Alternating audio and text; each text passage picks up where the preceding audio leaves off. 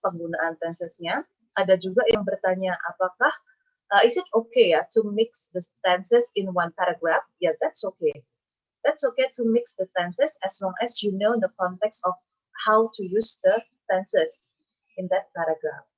Harus paham kalau saya menggunakan tenses apa nih ketika saya harus memix tensesnya. Okay, and next we move to the discussion. Tadi untuk finding. Kalau finding ya finding aja. Ya, finding tidak perlu menampilkan teori di situ. Jadi kalau kalian mencari, kemarin pertanyaan yang saya berikan contoh adalah what are the characters of Amy, misalnya dalam film apa. Berarti cara menentukan findingnya ya tinggal dicari sesuai dengan data yang ditemukan. Misalnya karakternya yang pertama dia adalah pemalu, misalnya seperti itu. Ya, lalu ya kalian temukan kenapa dia memiliki karakter yang pemalu berdasarkan dari data yang diperoleh seperti ini. Gitu. Nanti karakter yang berikutnya dia dapatkan apa? Khusus result saja kalau di bagian finding. Berbeda dengan nanti discussion. Discussion itu tidak boleh finding ditulis kembali walaupun menggunakan bahasa yang berbeda. No. Ya. Pada bagian discussion, you also need to briefly review the purposes of the study. Artinya purposes of the study itu selalu menjadi bagian utama yang perlu disampaikan di awal ketika kalian menyusun finding and discussion. Nah, mungkin ini kalian juga sudah menyusun bab 4-nya kan pada saat mata kuliah yang lalu. Nah, kalau memang nanti disetujui oleh dosen pembimbingnya dan kalian sudah punya senjata kan, berarti sudah punya datanya, nanti tinggal diperbaiki. Ya, tinggal diperbaiki. Bagaimana tensesnya, bagaimana harus mengawali menyusun finding and discussion tersebut. Di bagian discussion, ya tujuannya adalah to discuss findings, especially to review and to expand on what has been learned as a direct result of the study. The findings from a study may raise as many questions as they answer and therefore lead to recommendations for further study. Findings for each research question should be summarized separately, ya di bagian discussion nanti.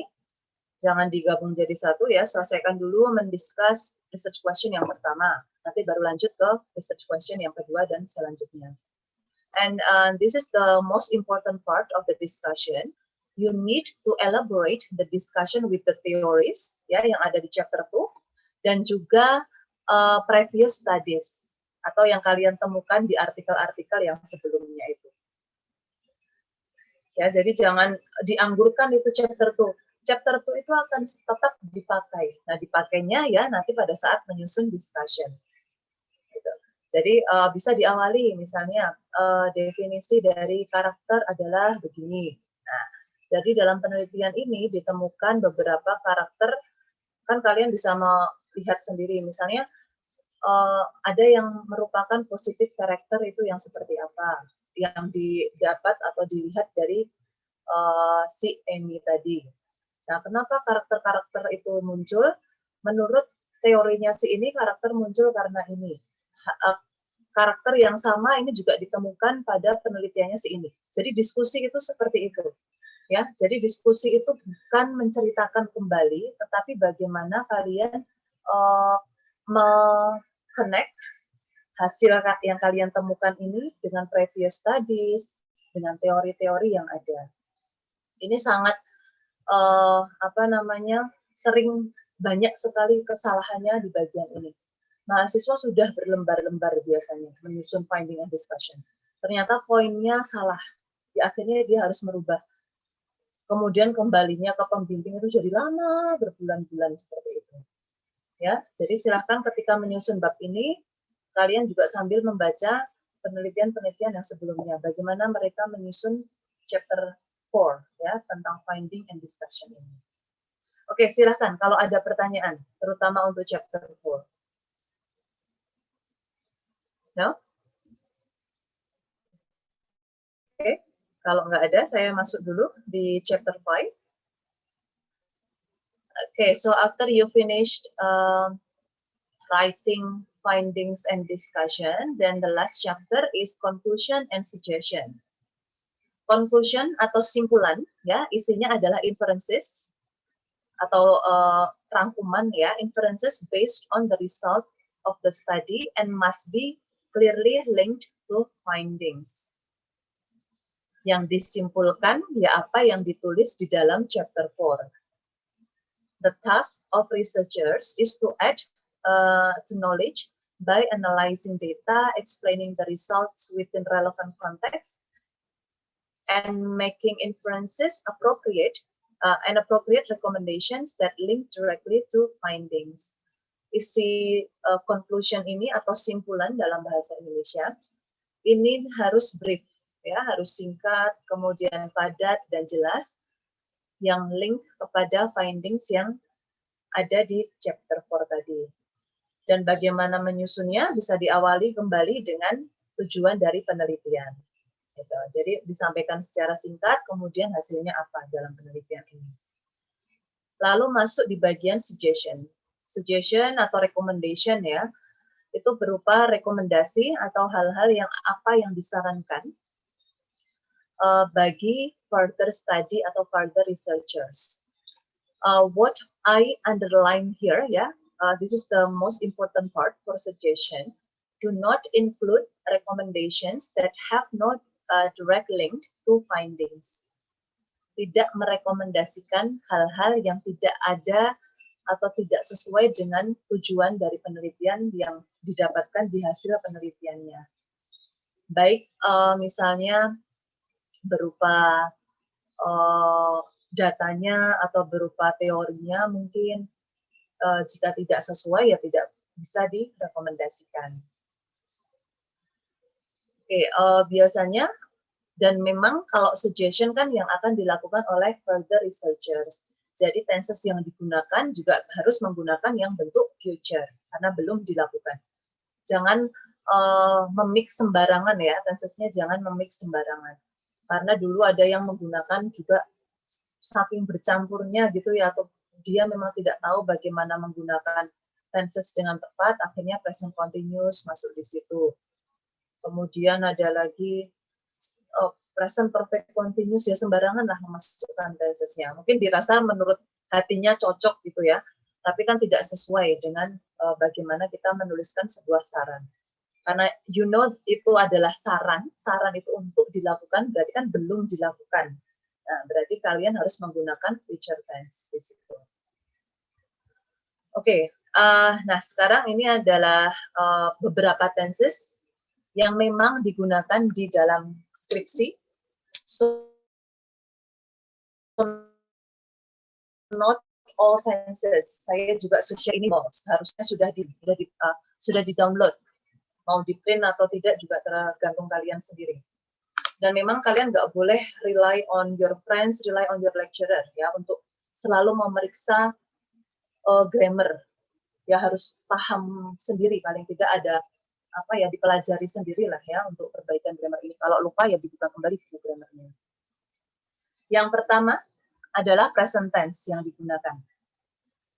Kapan kita menggunakan present tense? Well, it is used in introduction to state what is already known about the topic. So when you have the general information about the topic that you are going to investigate or you are going to explore, then you need present tense to form or to organize the ideas of your background of the study. And also for conclusions, ya, to say what is known now.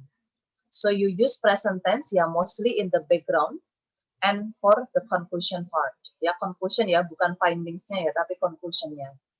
Contohnya, scholars share a common argument that engineering is the most male-dominated of all professions. Ini pengantarnya di bagian introduction, mau menuliskan ini yang terkait dengan topiknya, misalnya.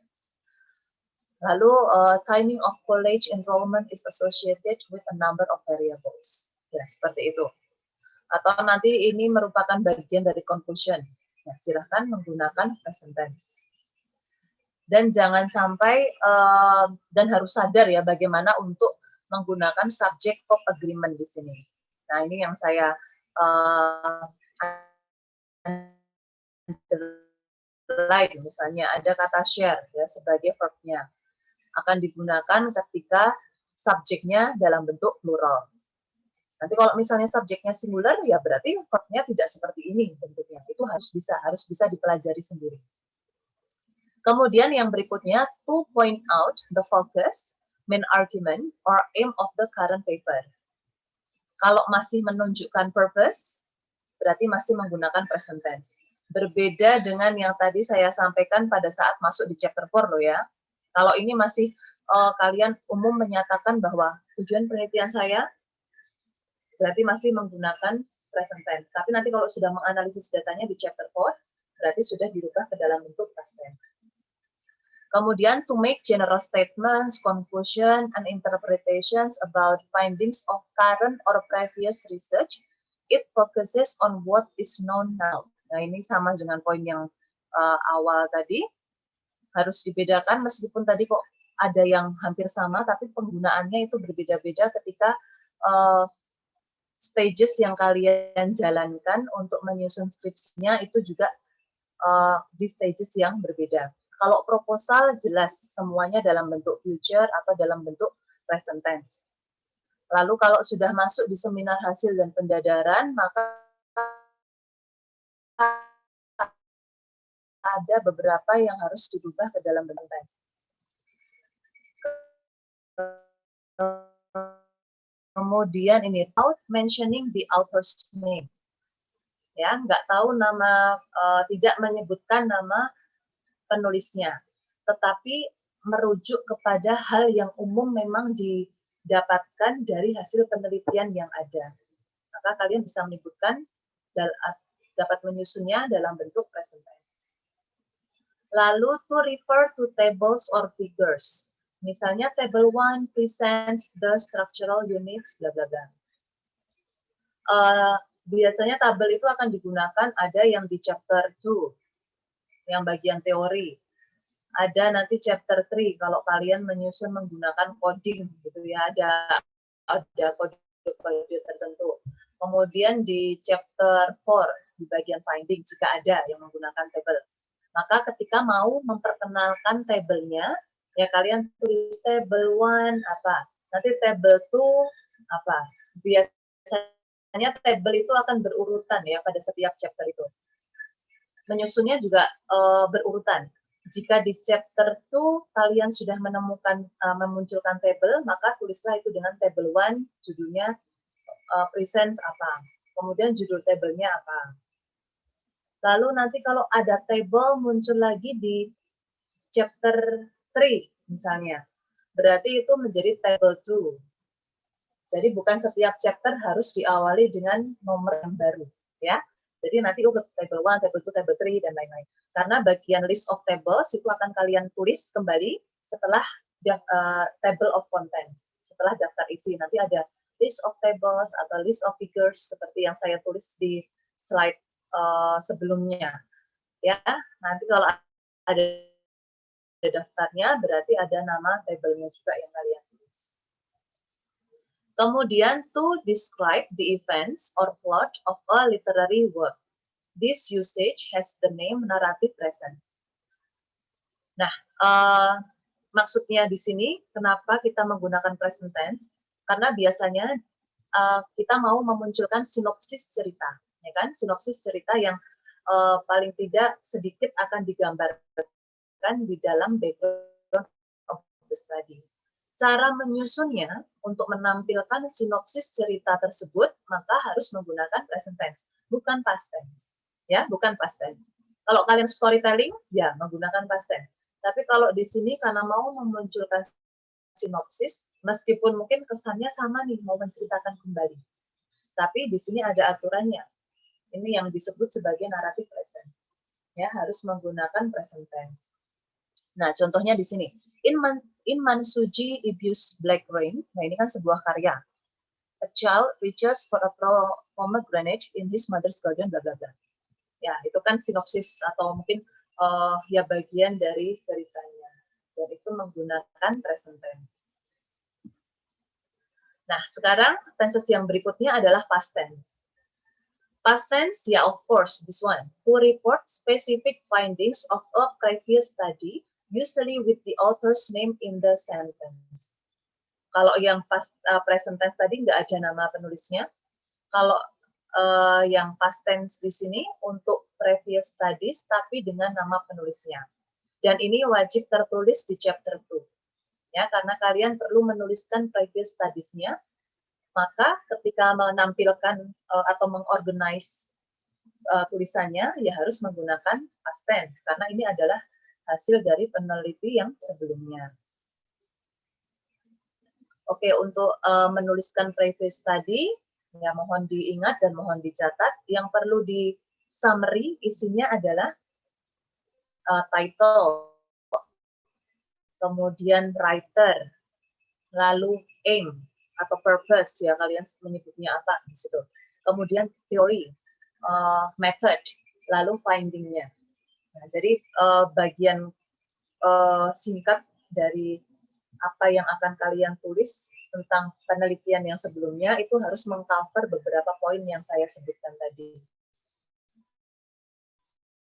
Dan cara menyusunnya harus dalam bentuk past tense. Kemudian, to describe the methods or data from a completed experiment. Ya, makanya yang saya sebutkan tadi, jika proposal sudah disetujui, maka di bagian chapter 3, itu beberapa harus ada yang dirubah dalam bentuk past tense, karena sudah dilakukan. Ya, mostly itu di bagian data collection and data analysis. Kalau sudah mau masuk seminar hasil, itu harus diubah dulu, ya, ke dalam bentuk past tense. Kemudian to report results of the current empirical study. Ya, di sini untuk menampilkan finding tadi. Finding dari penelitian yang kalian sudah laksanakan. Kemudian after any past time marker. Nah, ini kalau ini sangat jelas sekali kalau past tense jika ada marker tentang waktu yang jelas menunjukkan bentuk past, ya pasti kata kerjanya harus menggunakan bentuk past. Ya, kalau poin keempat ini sudah sangat jelas ya. Nggak mungkin kalau yesterday kalian akan pakai will, ya itu maksudnya markernya. Kalau yesterday ya berarti kita harus menggunakan verb to. Oke, selanjutnya tenses yang digunakan adalah present perfect tense. To introduce a new topic could also be used to introduce a new report or paper. Ya, biasanya kan ada kalimat kayak gini nih. There has been a large body of research. Ada banyak penelitian. Gitu. Nah, pada saat menggunakan bentuk yang seperti ini, ya ini mohon diingat bahwa subjek dari kalimat ini bukan there loh ya. Ya, jadi bukan there di sini. Kalau kalian ada there are, there is, there was, there were, maka kata there itu bukan sebuah subjek. There itu kalau di grammar artinya termasuk kategori expletive ya atau introductory word. Artinya kata yang memperkenalkan kepada subjek pada kalimatnya. Berarti there-nya bukan subjek. Yang mana subjeknya? Kalau dari contoh ini, ya, there has been a large body of research, maka subjeknya ya a large body of research. Subjeknya adalah singular. Ya, ada e-nya, a large body of research. Jadi mana verb-nya? Ya, verb-nya yang saya garis bawah itu, there has been. Kalau ada form yang seperti ini, untuk menentukan apakah subjeknya singular atau plural, apakah verb-nya itu singular atau plural, ya harus sesuai ya antara subjek dan verb-nya. There is a student in the class. Ya, there is a student in the class. Subjeknya ya a student, jumlahnya berapa? 1. Maka kita bisa menuliskan menggunakan to be is gitu. Jadi ya to be verb-nya harus menyesuaikan dengan berapa jumlah subjeknya itu. Ya, seperti itu.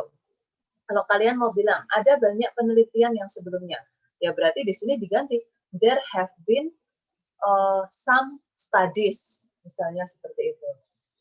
Kalau there has been, ya berarti dia hanya kumpulan beberapa penelitian yang dijadikan satu di situ, a large body of research.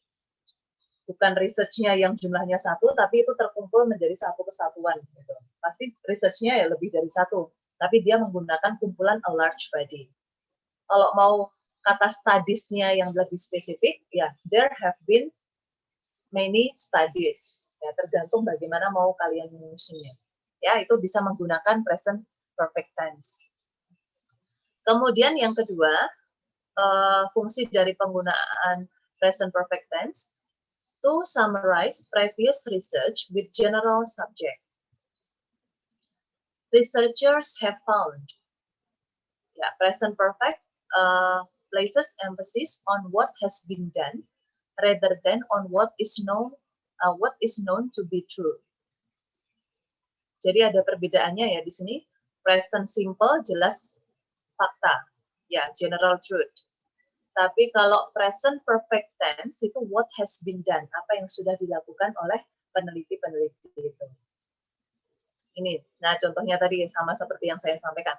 Some studies have found that, nah studies-nya siapa saja di situ. Kalau kalian menemukan beberapa penelitian yang sama yang membahas tentang topik tertentu, ya tapi hasilnya kok kebanyakan mengarah kepada hal yang sama, kalian bisa membuat simpulan seperti ini. Some studies have found that girls have significantly higher fears than boys. Jadi cewek-cewek itu lebih penakut daripada cowok-cowok setelah trauma. Nah, menurut siapa saja? Oh, penelitian yang dilakukan oleh Pfefferbaum, Hyde and Cohen, dan Shaw. Nah, seperti itu. Cara menyusunnya juga seperti itu. Ada ditulis dengan brackets atau tanda kurung. Kemudian, to point out a gap in existing research, to make connection between the past and the present. Ya, gap berarti ada yang belum terisi oleh peneliti yang sebelumnya yang akan kalian isi di sini. Meskipun topiknya sama tadi ya, sama-sama meneliti karakter, tapi objeknya berbeda, satu film, satu novel. Tetapi apa yang tidak diteliti atau apa yang tidak ada di dalam penelitian yang sebelumnya, sehingga saya tertarik untuk meneliti karakter juga nih di sini. Nah, itu yang harus disampaikan, dan itu bisa menggunakan present perfect tense. Kemudian, to describe previous findings without referring directly to the original paper. Kalau yang past tense sama present tense tadi jelas. Kalau present tense past tense harus ada namanya dan refer memang kepada specific previous studies. Kemudian kalau yang ini present perfect tense, kita nggak directly refer to the original paper. Tapi kita memang tahu bahwasanya biodiversity is not evenly distributed misalnya. Diawali dengan apa? It has been shown. Sudah ditunjukkan bahwasanya gitu. Kita nggak refer kepada original paper, but you know something about this, maka kalian bisa menuliskan menggunakan present perfect tense. Kadang di forum itu mahasiswa ditanya, kok bisa tahu tentang hal ini dari mana gitu. Kalau kalian memang borrow someone's idea, silahkan harus tetap ditulis atau dituliskan atau di cite source-nya, ya sumbernya harus ada. Karena kalau nggak ada, kok tiba-tiba hasilnya atau tulisannya bagus ya, ini mengutip dari mana-mana, nah, kalian lupa untuk menampilkan source-nya atau sumbernya, ya itu pasti akan menjadi hal-hal yang dicurigai pada saat seminar, ya baik itu proposal atau result atau pendadaran. Nah, sejauh ini ada yang mau ditanyakan dulu sebelum saya masuk di bagian ini? Nah, ini. Ada summarizing, paraphrasing, and quoting. Nah, ini juga yang menjadi hal tersulit bagi mahasiswa. Karena harus menampilkan, ada mungkin yang menggunakan summary, ada yang berupa paraphrase, ada yang berupa quote, ya, atau quotation. Nah, sekarang kita akan melihat bagaimana ketiga hal ini diaplikasikan ke dalam penulisannya untuk menghindari yang namanya plagiarisme. summarizing, paraphrasing, and quoting. Yeah, so we have these three types. If you want to borrow the works of other writers as you research. Okay, so when you use other people's idea, yeah, you can do one of this, yeah, summarizing, paraphrasing, or quoting. As a good writer, you should summarize, paraphrase, and quote to blend source materials in with your own. Jadi menggunakan ketiga hal ini itu bukan semata-mata hanya ya tampilkan aja deh ide dari expert yang ada dengan tiga cara ini, tapi juga wajib untuk memasukkan apa yang kalian ketahui tentang teori yang digunakan itu. Jadi you need to blend in, ya, bukan untuk menampilkan idenya itu secara separate. Tapi apa yang kalian pahami itu juga perlu kalian masukkan di situ. Your own assumption, ya, based on the theories that you write in your paper. Nah, okay. Part 3, ya. But you should make sure your own voice is heard. Ya, your own voice itu harus tetap terdengar di dalam tulisannya. Oke, sekarang apa itu summarizing? What is summarizing? It is the ability to effectively summarize or reduce information to essential ideas. Pasti sering ya disuruh membuat rangkuman, ya ini rangkuman untuk memfilter atau mengurangi dari yang banyak tadi informasi yang banyak menjadi lebih sedikit dan memasukkan essential ideas-nya. Dalam summary, ya, in writing summary, there are two important parts, ya, comprehension, what so-called comprehension, and communication, because these two functions to reduce information to essential ideas. Bedanya, in comprehension, you need to understand and learn important information. Informasi yang penting itu harus dipahami, dipelajari. Itu berarti kalian sedang mengcomprehend something. But for communication, you need to expand the breadth or depth of your writing. Berarti kita harus mampu untuk menggali dan memperluas informasi yang kita peroleh dari hal yang kita summarize tadi. Jadi ada dua hal ya ketika membuat rangkuman. Kalau zaman-zaman SMA ya mungkin pengalaman kita sama ya, disuruh guru untuk menulis rangkuman sepanjang-panjangnya. Nah itu setiap apa dirangkum, setiap apa dirangkum. Dan itu memang part dari belajar ya, meskipun agak membosankan, tapi daripada disuruh baca nggak mau baca ya akhirnya kita disuruh merangkum gitu ya. Nah, di dalam merangkum itu kita akan menyerap informasi ya, berarti kita mengkomprehend sesuatu. Dan kalau disuruh menceritakan kembali tentang rangkumannya, kita bisa menjelaskan. Berarti artinya kita bisa communicate what we have already summarized. Okay, summary should contain the main points from the author's context, author's text. Don't forget to reference it with the author's family name, date of publication, and page number. Di sini saya menggunakan APA, ya. Tapi kalau kalian menggunakan MLA nanti tidak seperti ini bentuknya. Untuk inferences-nya, untuk reference-nya. Yang dituliskan ya nanti MLA ya berdasarkan dari bagian apa yang kalian ambil idenya, apakah dari buku, apakah dari artikel, nanti ada caranya sendiri. Pasti ada family name atau last name dari authors-nya. Kemudian biasanya tertulisnya page number, gitu, kalau MLA ya yang nanti digunakan. Maka mohon di-download ya yang ada di MOLS itu, jadi kalian itu tahu apa sih yang dimaksud itu.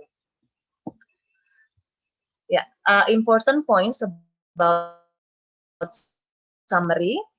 Merely represent the original in every sense, doesn't include any commentary, analytical remark, and evaluation, and must be objective. Kalau yang namanya summary, nggak perlu menampilkan komen kalian. Ya, artinya kita ini sedang mereduce information. Dari banyaknya sentence nanti kita akan membuatnya menjadi satu sentence misalnya. Berarti kan hanya important information aja yang dimasukkan tanpa memasukkan komentar kalian. Komentar kalian nanti ditaruhnya di mana? Ya nanti di part yang selanjutnya. Karena dalam membuat summary, tadi seperti yang poin-poin di awal, your voice must be heard. Nah, ini prosesnya untuk membuat summary, disingkat dengan MIDAS ya. Jadi ada main idea-nya. You need to be able to identify main idea from topic sentence. Ini per paragraf. Makanya kemarin saya minta supaya bisa menemukan setiap ide utama dari paragrafnya. Kemudian ada identify supporting details. Disregard unimportant information. Jadi hilangkan informasi yang tidak penting. Analyze redundant information. Simplify, categorize, and label important information. Ya, jadi itu ada prosesnya untuk membuat summary. Oke, so let's practice. Nah, ini.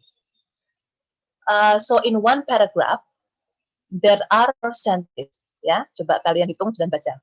Ada 4 sentences. Yang dihitung dari titiknya inilah ya, 1, 2, 3, 4. Ada 4.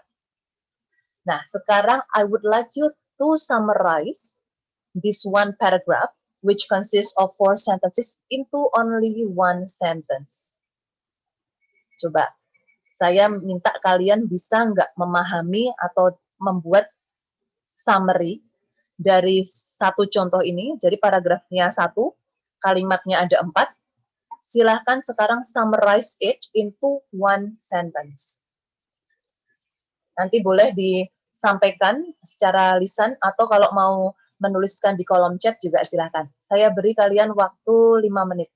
Coba paham nggak membuat summary?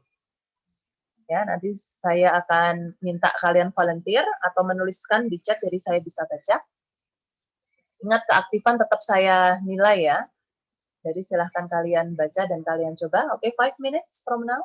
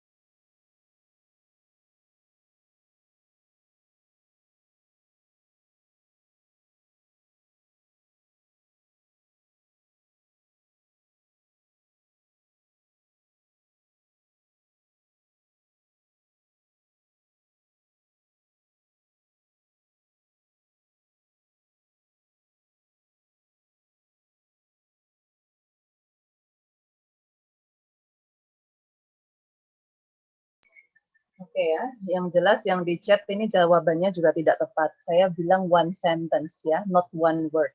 Berarti you don't comprehend ya what I said.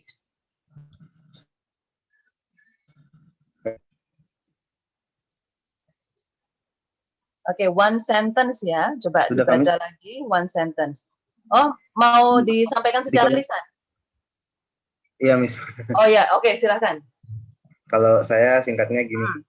There is a powerful windstorm in some part of the United States. Sorry. Okay.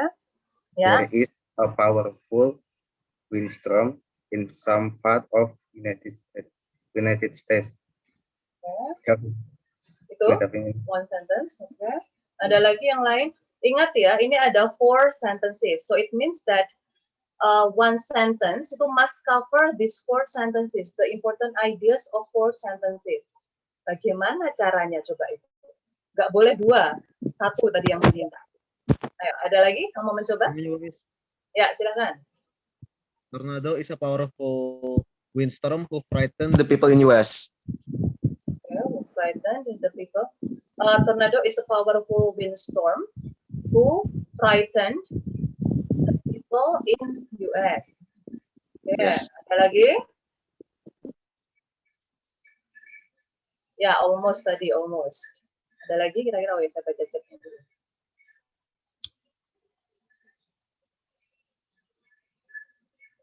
People frightening when they see it holding around the sky and reach down to the surface. Okay. Twister are frightening monster on the ground.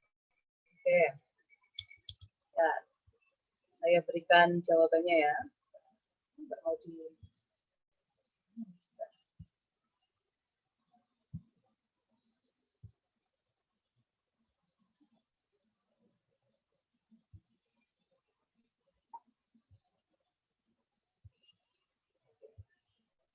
di highlight dulu.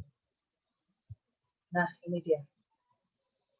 Kalian tahu bahwa topiknya dari paragraf tersebut adalah tornado.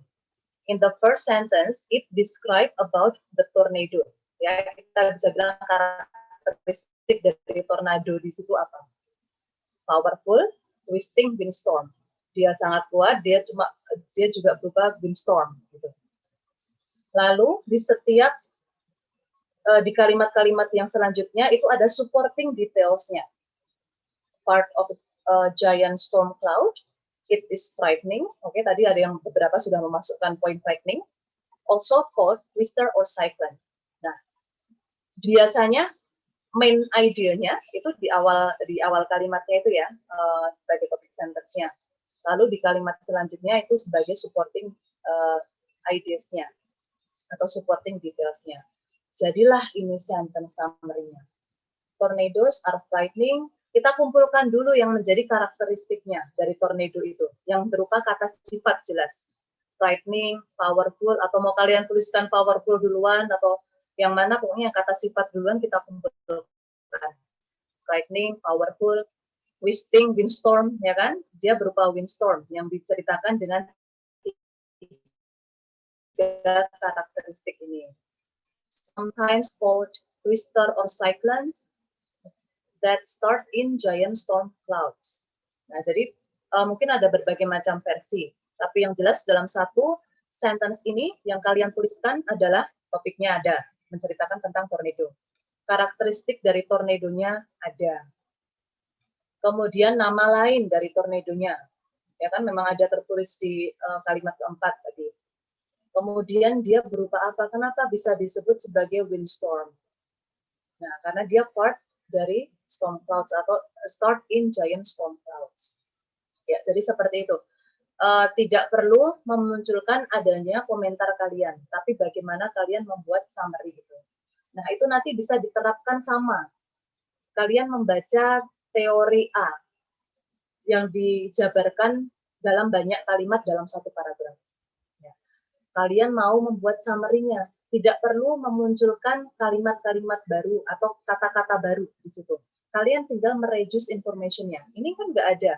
Ini dari kata-kata yang tertulis di dalam sentence summary itu kan tidak memunculkan kata yang baru. Dia hanya reduce information. Nah, nanti setelah itu baru kalian cantumkan source-nya di bagian akhir. Atau mau di depan, according to bla bla bla. Atau kalau di bagian akhir ya tinggal diberi tanda kurung. Ya, tanda bracket situ, seperti yang contoh awal tadi. Itu poin pertama, kalau mau menggunakan summary. Kalau summary itu nggak mungkin hanya satu kalimat. Kalian membaca puisi adalah terus mau dibuat summary. Padahal itu cuma satu kalimat, itu nggak bisa membuat summary. Kalau begitu.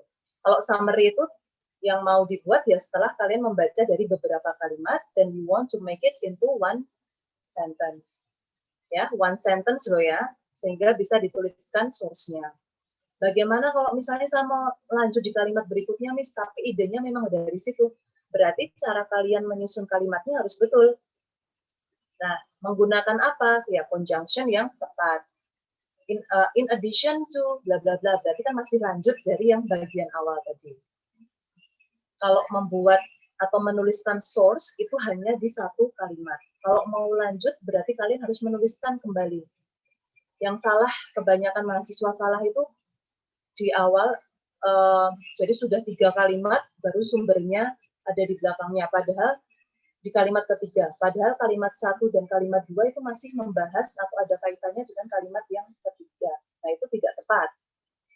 Tanpa adanya conjunction atau conjunctive adverb yang tepat. Tapi kalau mau diteruskan dengan selanjutnya, dia si A juga membahas tentang ini, oh berarti kan masih menggunakan teori yang sama di situ. Gitu, ya. Jadi hati-hati. Kalau mau aman, setiap apa yang kalian pinjam dari penulis yang sebelumnya atau dari expert yang sebelumnya, langsung tuliskan source-nya. Gitu.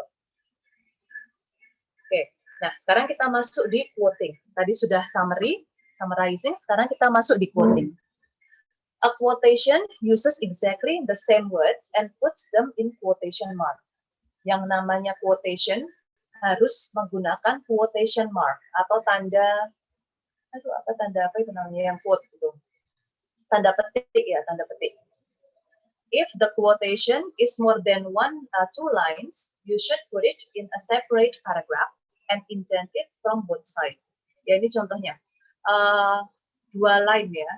Jadi ada leprosy was eradicated in the West, bla bla bla. Kemudian nanti posisinya berarti dia menjorok ke dalam. Ya, jadi apa namanya marginnya yaitu dia agak indent ya, menjorok ke dalam, tidak sama dengan tulisan yang awal. Kalau untuk ini nanti bisa kalian lihat sendiri ya aturan-aturannya. Nah, ini contoh menggunakan MLA. Ada last name or family name, baru nanti di page berapa informasi ini didapatkan. Kalau yang namanya quotation, kalian menggunakan exactly in the same words. Nggak ada yang diubah sama sekali. Langsung, ini sama persis dengan apa yang tertulis di dalam bukunya. Namanya juga mengquote, ya. Dan jangan lupa untuk menaruh quotation mark. Use quotation when, jadi nggak boleh semua juga harus menggunakan quotation. Quotation hanya bisa dipakai dengan berbagai situasi yang seperti ini. Kalau menggunakan terlalu banyak quotation, itu artinya penulisnya malas mikir. Maunya quote-quote aja, tapi nggak tahu apa maksud dari quote-nya itu.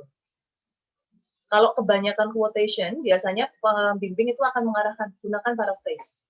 Suruh memparaphrase ya, instead of using quotation. You want to add the power of an author's words to support your argument. Kemudian, you want to disagree with an author's argument. Poin 1, poin 2, ini merupakan challenge ya bagi penulis. Tidak semua teori itu akan menampilkan hal yang seide, ya. Akan ada teori yang lain yang mungkin oppose the idea of the other expert. Nah, yang namanya skripsi itu kan bentuk tulisan yang argumentatif. Ya sama kayak debate itu. Kalau kalian pernah menonton debate. Artinya kita punya stance yang sebagai pihak yang proponen, atau yang sebagai oponen. Kita bisa pihak yang setuju dan pihak yang tidak setuju. Di sini expertnya juga sama. Bukan berarti kalian harus mencari yang setuju-setuju aja, enggak. Bahkan kalau kalian menampilkan yang tidak setuju, itu maka akan memperkaya hasil penelitian kalian. Artinya you think ya, artinya kalian jadi berpikir, kenapa ya yang ini kok tidak setuju, bisa diramu menjadi satu. Itu menjadi memperkaya penelitian kalian atau ide-ide yang muncul dan membuat kalian jadi lebih kritis di situ. Karena kalau yang dimunculkan hanya menurut ini yang mensupport ide kalian semua, ya itu aja hasilnya. Tapi coba cari teori yang lain yang oppose the argument gitu. Nanti jadi kalian memainkan kata-katanya itu jadi cantik gitu. Ya, tapi ini jarang sih mahasiswa bisa menemukan hal yang berbeda seperti ini. Kemudian, you would like, kurang kata like it, you would like to highlight powerful phrases or passages. Langsung menggunakan quotation karena kalian mau melihat, oh ini sangat kuat ini frase atau passage yang di-quote, yang akan saya quote ini dari ahli ini. Jadi bisa kalian tampilkan di situ. You are comparing and contrasting specific point of view. Ya, kalau mau mencari persamaan atau perbedaan ya, mencari point of view yang sama atau yang berlawanan di sini. You want to note the important research that precedes your own. Kalian mau menampilkan hal penting berdasarkan dari penelitian atau studi yang sudah dilakukan oleh peneliti yang sebelumnya. Proceed itu artinya yang mendahului. Nah, silahkan bisa menggunakan quotation. Tapi menggunakan terlalu banyak quotation itu juga tidak tepat. Cuma tinggal mengquote-quote itu kalau bagi saya itu adalah kemalasan, ya, kemalasan yang hakiki. Gitu. Jadi jangan terlalu banyak mengquote. Nah, sekarang kita yang terakhir di sini adalah paraphrasing. Paraphrase uses an author's idea, but expresses it in your own words without the use of quotation mark. Jadi paraphrase itu tidak menggunakan quotation mark. Dan isi dari paraphrase itu menggunakan apa yang kalian baca, itu akan kalian tuliskan kembali dengan your own words. Jadi beda dengan summary ya. Kalau summary ya mereduce information tanpa menggunakan your own words, tapi dari kata-kata yang memang sudah ada di situ. Tapi kalau paraphrasing, you use your own idea, you use your own words. Tentang author's idea, tapi nggak boleh melenceng dari apa ide yang disampaikan. Misalnya definisi dari puisi menurut ahli A adalah seperti ini. Kalian mau menyampaikan dengan your own idea, your own words. Berarti ide dari puisinya itu ya nggak boleh melenceng dari apa yang sudah disampaikan oleh penulis A tadi. Just changing a few words from the original is plagiarism. Kalau kalian cuma mengganti kata tertentu dengan sinonimnya, itu masih disebut sebagai plagiarism. Jadi nggak boleh kalau cuma mencari sinonim dari kata yang ada. Ya, misalnya kalian cari kata ada kata buy di situ ganti purchase, ya nggak boleh kayak gitu. Ya itu namanya nggak memparaphrase. Itu cuma replace. Ya. Oke, paraphrasing is permitted as long as you credit the source. Ya, sama dengan summarizing dan quoting tadi. Dalam paraphrasing juga you need to credit the source atau untuk menuliskan sumbernya. Karena itu bukan your own idea. Pokoknya selama kalian tidak menggunakan ide kalian sendiri, silahkan wajib untuk menuliskan source-nya supaya tidak disebut sebagai plagiarism. Nanti kalau ke depannya kalian menciptakan teori sendiri, nah baru itu nggak perlu untuk mencantumkan source-nya. Malah kalian akan dikutip oleh orang lain. Gitu. Kalau sudah menjadi expert, ya. 3 criteria for a good paraphrase. Okay, the first one, a good paraphrase has the same meaning as the original. Artinya nggak boleh melenceng tadi. A good paraphrase is different enough from the original to be considered your own writing. Cara menuliskannya juga harus berbeda, supaya bisa dianggap bahwa oke, ini berarti adalah tulisan saya sendiri. Saya nggak memplagiat dari apa yang ada. A good paraphrase refers directly to or cites, ya, maksudnya kata cite di sini itu harus menuliskan sumbernya, gitu ya, the original sources. Oke, paraphrase when you plan to use information on your note cards and wish to avoid plagiarizing. Kemudian you want to avoid overusing quotations. Ya, ini supaya quotationnya itu nggak too much something that you quote, kalian bisa menggunakan paraphrasing. You want to use your own voice to present information. Oke, jadi ini kapan menggunakan paraphrasing. Ini contohnya. General sentence, ya, sentence yang umum. There is an 80% chance of rain tomorrow. Kalian bisa memahami bahwa kemungkinan 80% besok ini akan hujan. Di sini kita mau memprediksi besok hujan. Berarti ketika mau memparaphrase, rain sama tomorrow ya nggak perlu diganti. Karena memang mau memprediksi hujan. Nggak mungkin rain akan diganti sunny. Ya kan? Tomorrow akan diganti dengan yesterday misalnya. Kalau tomorrow mau diganti the day after ya silahkan, nggak masalah, itu sinonim dari kata tomorrow. Cuma nggak perlu diganti juga nggak masalah ya.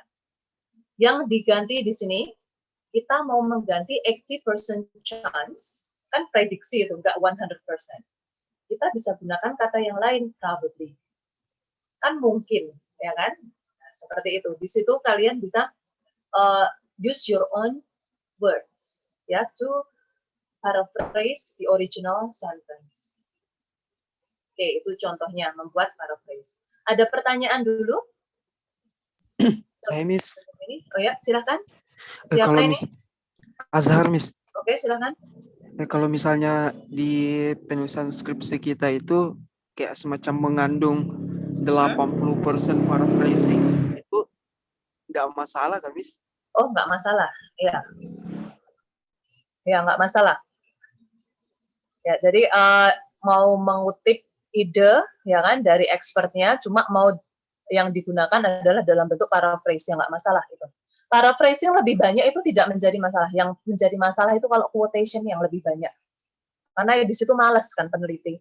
Cuma mau ngutip-ngutip aja tanpa berpikir. Cuma nambahkan quotation mark ya, artinya kan dia tidak berpikir jauh. Tapi kalau paraphrasing kan dia membaca lalu mau menyampaikan dengan bahasanya sendiri dari apa yang dia pahami. Ya, jadi nggak masalah mau menggunakan paraphrase. Bahkan semua mau menggunakan paraphrase pun tidak apa-apa di dalam dokumennya itu, di dalam skripsinya. Gitu. Ya, so it is no problem.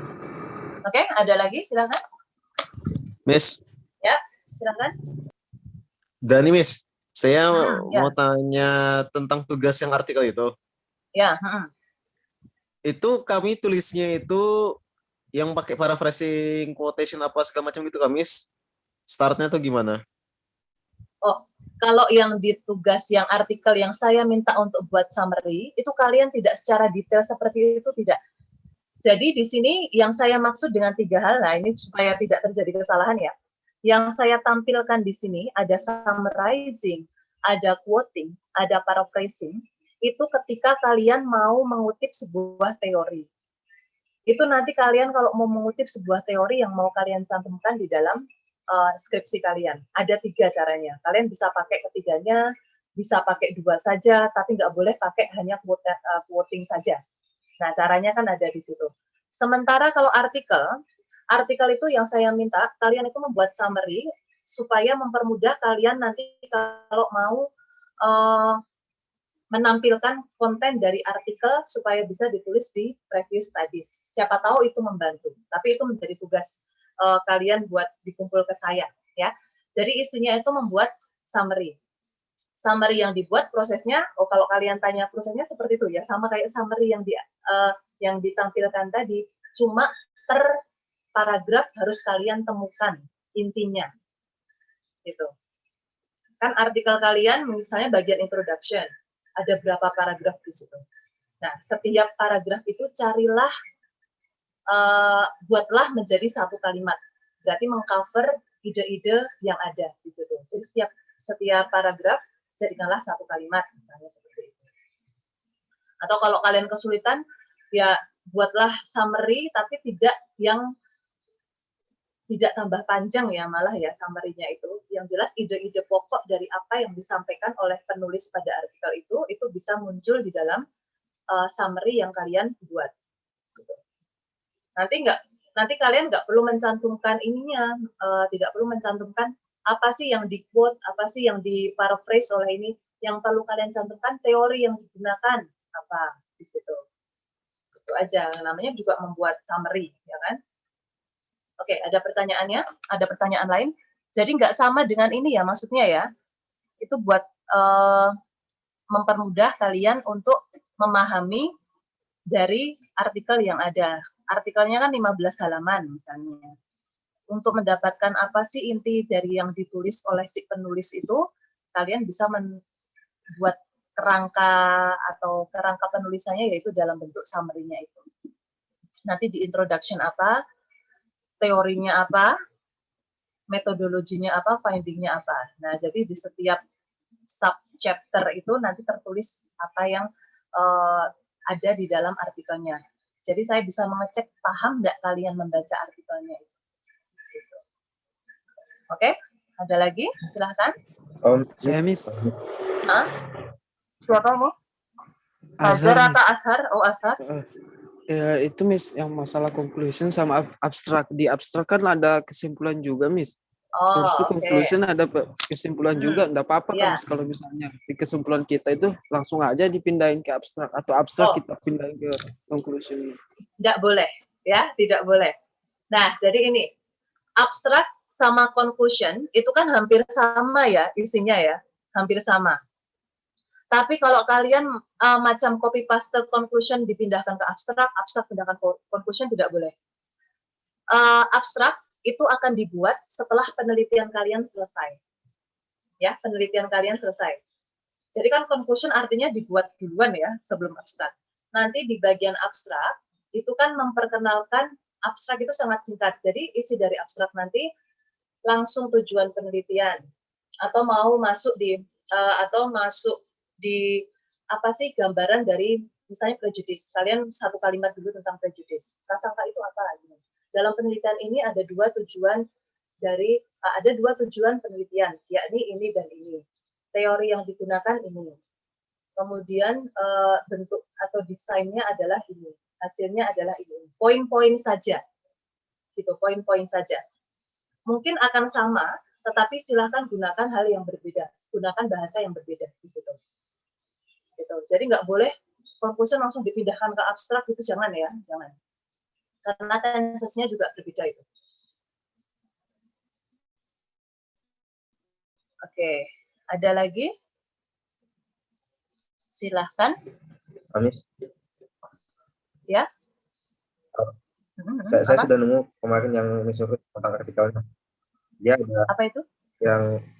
Dia ada metode, ada lengkap Miss. Purpose of the study juga ada. Saya kira langsung fokus ke bagian finding discussion. Berarti itu semua cakupannya langsung jadikan poin-poin gitu aja Miss ya. Saya kira cuma fokus ke finding and discussion aja gitu. Enggak. Jadi untuk yang summary ya ini ya. Iya, itu harus ditulis semuanya, enggak cuma finding discussion. Kan kita perlu melihat kalau misalnya artikel kan tidak bentuknya seperti skripsi. Kalau skripsi kan tertulis detail. Nah, sekarang kalau saya tanya nih, ketika kalian membaca artikel, apa sih tujuan dari penelitian di artikel itu? Nah, kalian temukannya di mana? Nah, pasti akan menemukan di bagian introduction. Dan di bagian introduction ada yang menuliskan detail 1, 2. Ada yang tersirat ya. Ada yang tersirat di dalam penulisannya. Jadi nggak langsung tertulis the purpose of this study is atau secara langsung atau nggak tertulis poin 1, 2 apa gitu. Jadi di bagian introduction itu harus kalian baca sehingga kalian tahu tujuan dari penelitiannya di situ apa. Yang paling mudah memang membaca di abstraknya ya, tapi kan kalian harus menemukan ini di bagian introduction apa yang tertulis di situ. Begitu, Fajar. Ya, jadi nggak cuma finding sama discussion, karena kalian perlu membaca dari keseluruhannya. Itu juga membantu kalian nanti menyusun background-nya. Seperti apa penulis sebelumnya itu menyusun latar belakang penelitiannya. Jadi dia cerita dulu gitu sebelum masuk ke dalam tujuan dari penelitiannya. Oke. Ada lagi? Silakan. Terima kasih. Oke. Ya, ini saya mau memberikan latihan, tapi ini nanti latihannya langsung dikerjakan lewat grup saja.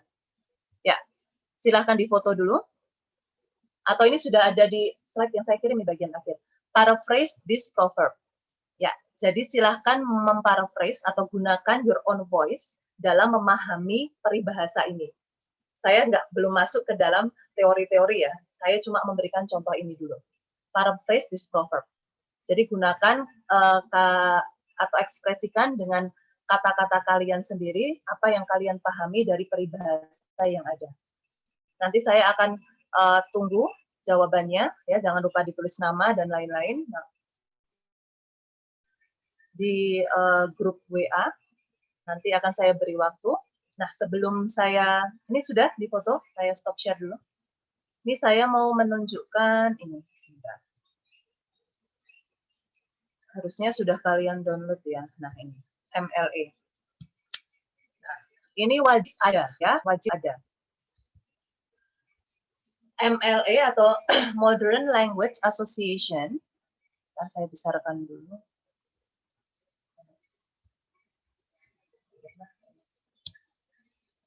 Mau ya dibesarkan.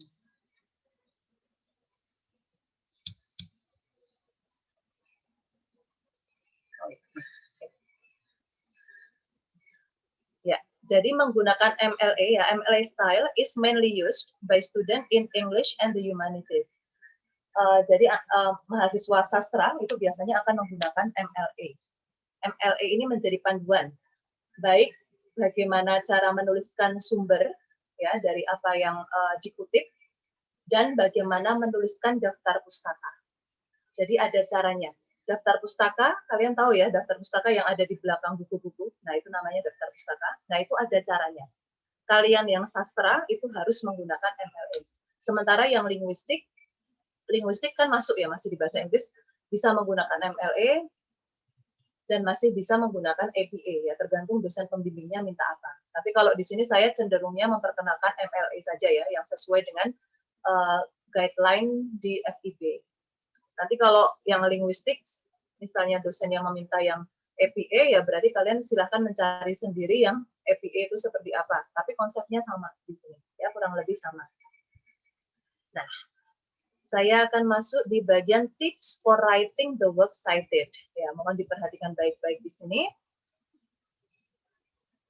Untuk daftar pustaka, ya, daftar pustaka itu tidak ditulis references untuk mahasiswa yang meneliti sastra dan linguistik ya di FIB, tapi dituliskan works cited. Menuliskannya seperti ini ya, works cited. Daftar pustaka.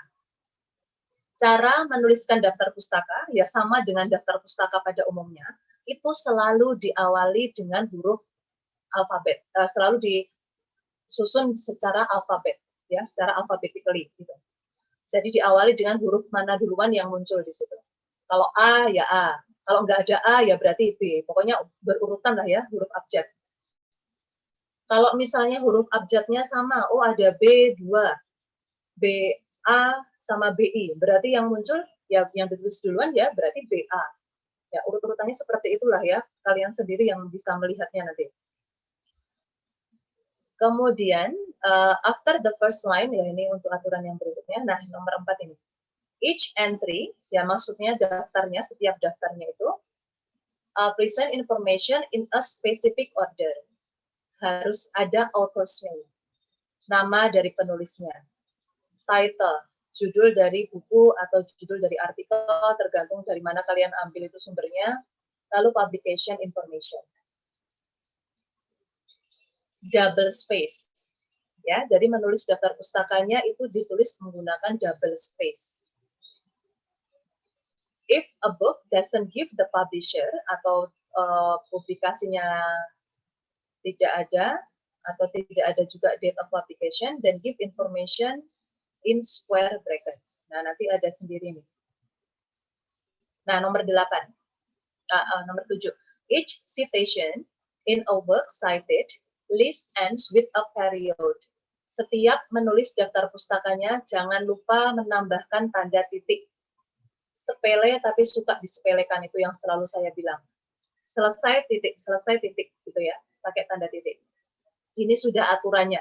Jadi bukan dosen yang membuat, ini sudah aturan dari ahli-ahlinya ini yang membuat. Jadi kita sebagai scholar ya, sebagai mahasiswa ini juga harus mengikuti aturan penulisan yang ada karena kita belajar di situ. Citation yang muncul di skripsi kalian itu ada 2. Ada yang berupa in-text citation, artinya muncul di text of your paper, dan ada yang muncul di daftar pustaka atau in work cited. Jadi harus 2. Berarti harus sesuai. Kalau muncul di dalam paper kalian, berarti harus ditulis daftar pustakanya. Gitu. Kalau kalian nggak menuliskan, berarti itu salah. Ya, berarti itu salah. Jadi apa yang digunakan di dalam teks, berarti harus dibuat juga daftar pustakanya. Nah, ini contohnya. Ini ada banyak. Nih ya, misalnya kalian ambil teori tertentu dari buku. Ya, dari buku nih. Buku ditulis oleh seorang penulis. Penulisnya cuma 1, one author. Ini sebenarnya enak sekali, sudah tinggal mengikuti saja. Kalau di in-text citation, yang ditulis adalah last name. Jadi nggak perlu menulis complete name ya, last name saja. Nama kedua. Ini contohnya di sini namanya adalah Alif Herfian misalnya. Berarti yang ditulis Herfian saja, bukan Alif. Ya, Herfian. Nanti di halaman berapa? Itu kalau buku, ada halamannya. Lalu, informasi ini harus ditulis di dalam daftar pustakanya. Cara menulisnya mohon diperhatikan juga. Alexis, Andre. Kalau tadi berarti Herfian, Alif.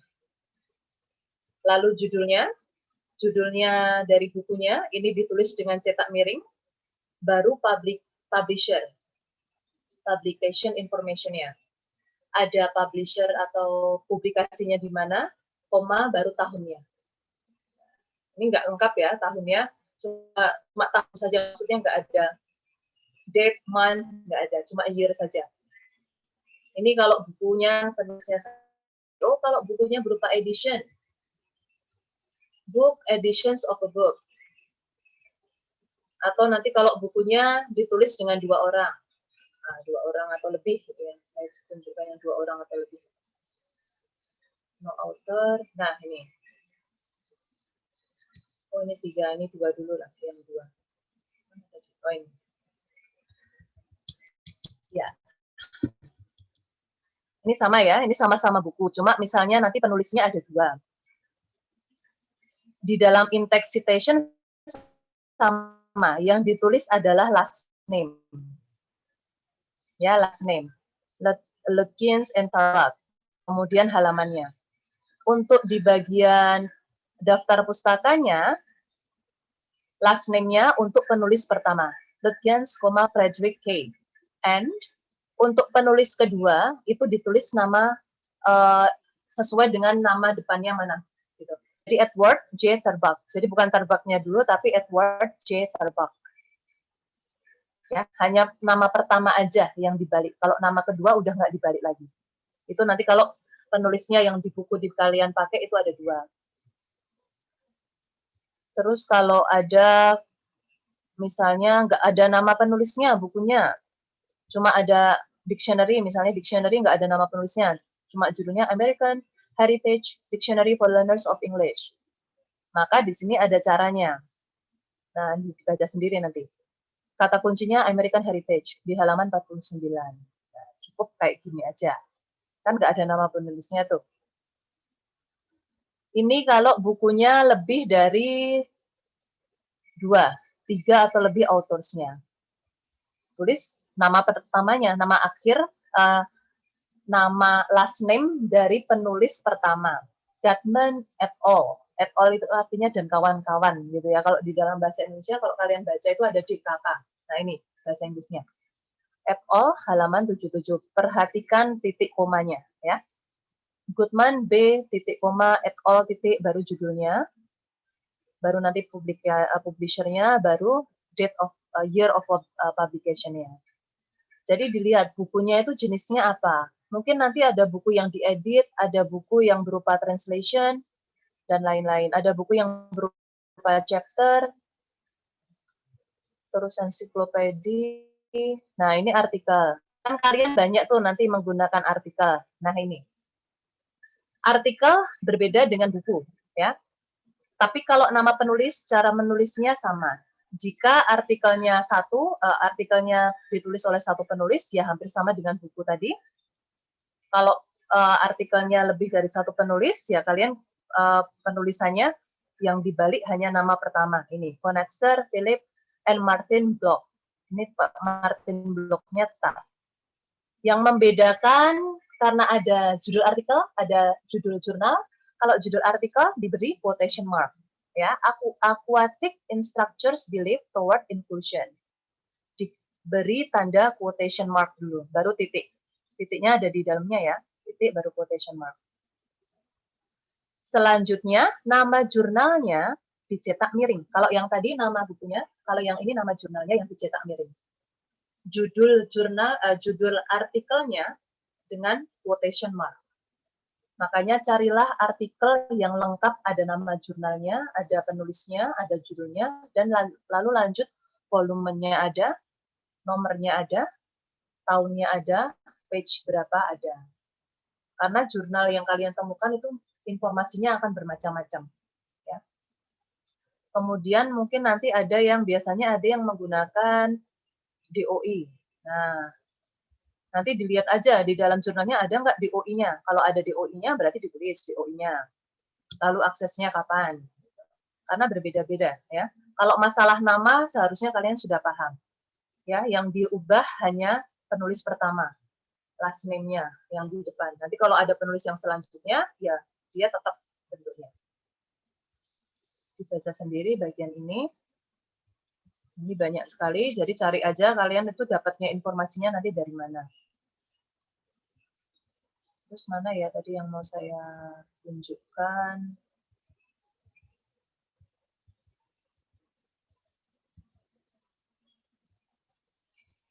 Nah, ini. Kadang-kadang jika original source itu sulit ditemukan, kalian itu akan mendapatkannya dari sumber kedua. Ya, jadi perbedaan indirect source dan direct source ini. Ya. Saya beri gambaran begini aja. Kalian mau mencari definisi poetry, puisi. Lalu kalian mengutip dari ahlinya, misalnya Ali Ferdian tadi ya, Ferdian. Langsung dari Ali Ferdian. Berarti kalian itu sebagai sumber pertama. Berarti Ali Ferdian sebagai sumber pertama. Kalian kutip langsung, disebut direct source. Tapi kalau kalian mau mencari definisi puisi, tapi kalian nggak bisa menemukan original source-nya dari bukunya Ali Ferdian tadi, dan kalian dapatnya di bukunya atau di tulisannya Hikmatul Fajar, ya. Jadi Hikmatul Fajar itu mencari definisi poetry dari teorinya si Alif. Alif ini sumber ya, Alif ini adalah sumber. Dan kalian nggak dapat nih dari bukunya si Alif, kalian dapatnya dari bukunya si Fajar, di mana Fajar ini mengutip dari Alif. Maka kalian itu kan menjadi indirect sources. Ya, sebagai yang kedua. Gitu. Cara mengutipnya juga berbeda-beda. Karena mungkin agak sulit ya mendapatkan sumber original teksnya. Kalian dapatnya dari yang sumber-sumber yang lain. Gitu. Nah, nanti cara mengutipnya begini. Lawrence Christie remarked that penulis utamanya adalah Lawrence Christie. Kalian nggak dapat teorinya Lawrence. Tapi kalian dapatnya di bukunya Anderson. Misalnya. Nanti di bagian akhir harus ditulis begini. Quoted in atau QTD in. Anderson halaman berapa. Gitu. Kalau kalian tidak mendapatkan original source-nya. tapi kalian sebagai indirect source. Jadi cara menulisnya seperti ini. Ya, begitu. Karena Kristi adalah sumber utama, tapi kalian nggak baca, sekali lagi nggak mendapatkan sumber utamanya, kalian dapatnya dari sumber kedua, maka jangan lupa untuk menuliskan quoted in siapa di halaman berapa. Oke, jadi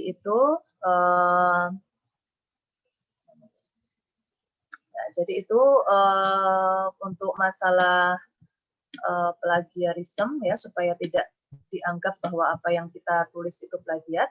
Dan ini juga ada aturan-aturan yang lain di bawahnya yang tidak saya sampaikan di slide tadi, mohon dibaca sendiri. In-text citation ya, artinya in-text citation berarti apa yang kalian gunakan di dalam chapternya, apa yang kalian kutip, apa yang kalian pinjam dari penulis lain di dalam teks kalian, itu namanya in-text citation. Wajib ada source-nya. Nah, ini misalnya, this point has been argued before. Katanya si McMahon halaman 16-19. Ini namanya in-text citation, karena terdapat di dalam teksnya. Kalau works cited, berarti daftar pustakanya. Kalau sudah ada McMahon 16-19, berarti ini nanti sumbernya juga harus ditulis di dalam daftar pustakanya. Hati-hati makanya, ya hati-hati sekali dan harus teliti apa yang tertulis dalam in-text citation wajib ada di dalam works cited. Kalau sampai ada yang missing, berarti kalian harus cari. Gitu.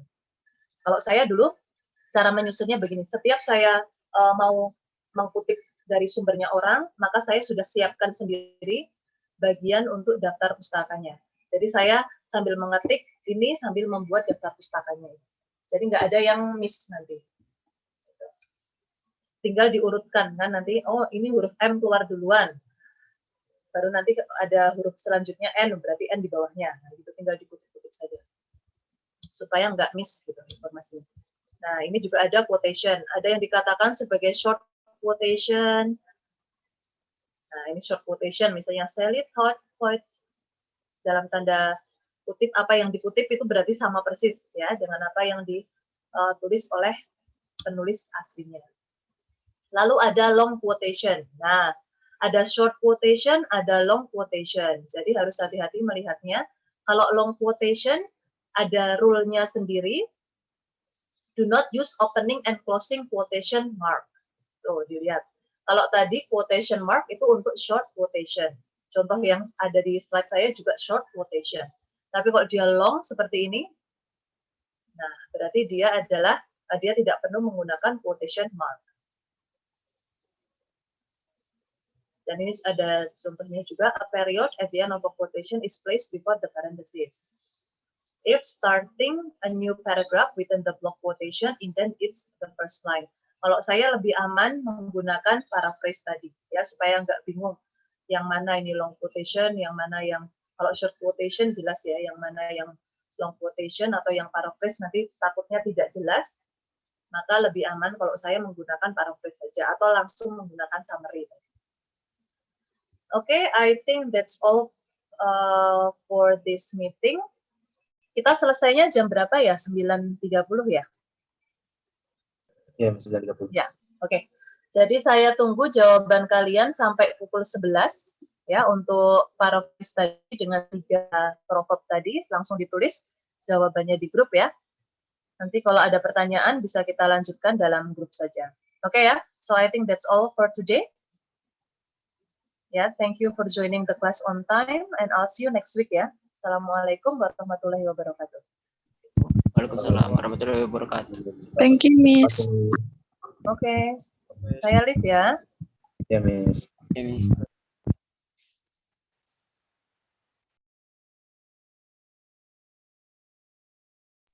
Maafin, nggak jadi, Pi. Aduh, Next time lah ya. Kayaknya moodnya lagi nggak bagus ya. aku penasaran kamu ngapain sekarang. Anu keresahan hati aja. Kan kita semua. Keluarkan semua, keluarkan. Banyak keluhan ini.